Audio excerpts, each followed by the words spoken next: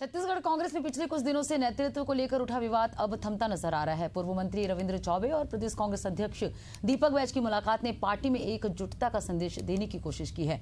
दोनों नेताओं ने साफ किया है कि कांग्रेस आगामी चुनाव कलेक्टिव लीडरशिप में ही लड़ेगी। देखिए एक खास रिपोर्ट।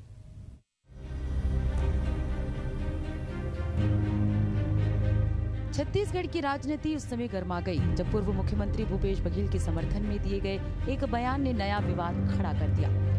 कहा गया कि जनता आज भी भूपेश बघेल का नेतृत्व चाहती है और फिर बयानबाजी का दौर शुरू हो गया।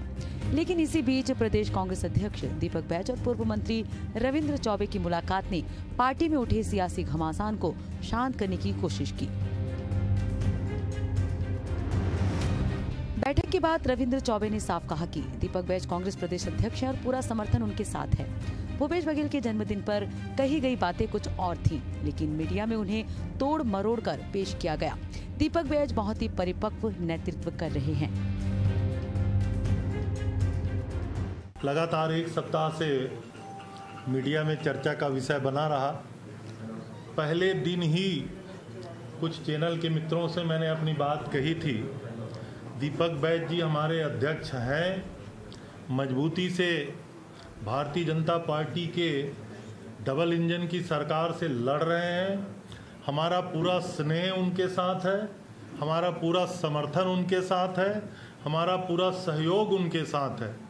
उसके बाद भी कुछ चैनल में और जहां मेरी बातें नहीं पहुंच पाई, फिर से कहना चाहता हूं, आदरणीय अध्यक्ष जी के नेतृत्व में प्रदेश में हम मजबूती के साथ लड़ाई लड़ रहे हैं। कोई बीच में ऐसी बातें जो हुई है ऐसी कोई बात नहीं है।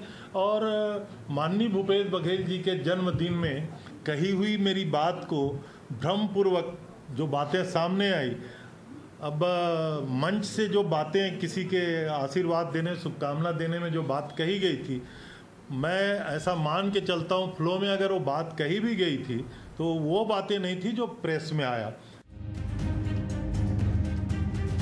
वहीं प्रदेश कांग्रेस अध्यक्ष दीपक बैज ने कहा कि कांग्रेस का मकसद संगठन को मजबूत करना है। आने वाले चुनाव कलेक्टिव लीडरशिप के आधार पर ही लड़े जाएंगे।